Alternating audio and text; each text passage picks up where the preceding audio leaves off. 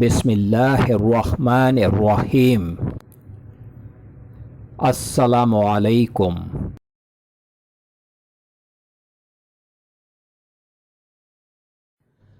Welcome to my channel ख्वाब की ताबीर professional.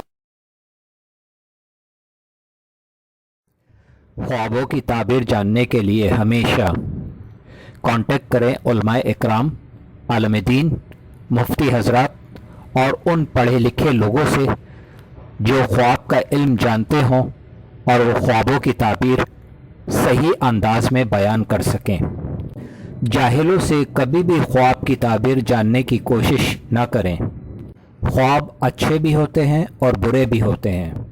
हमारे चैनल पर ख्वाबों की ताबीरें उलमा इकराम की तहकीक और इस्लाम के मुताबिक बयान की जा रही हैं।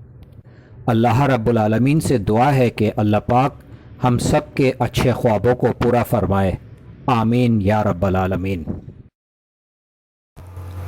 आज जो मैं ख्वाब की ताबीर बयान कर रहा हूँ, ये ख्वाब है चटनी देखना, चाय देखना, चना देखना।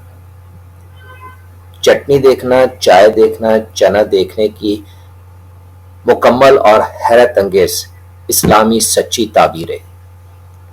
हज़रत इब्न सिरीन रहमतुल्लाह अलैह फरमाते हैं कि अगर देखे कि चटनी मज़ा शीरी और खुशबूदार है तो खैर व मुनाफियत पर दलील है, और अगर अनार और चिलगोज़ा और खशखास वगैरह की चटनी देखे, अगर तल्ख और तुर्श और बदबूदार है तो बुरी और नुकसान पर दलील है।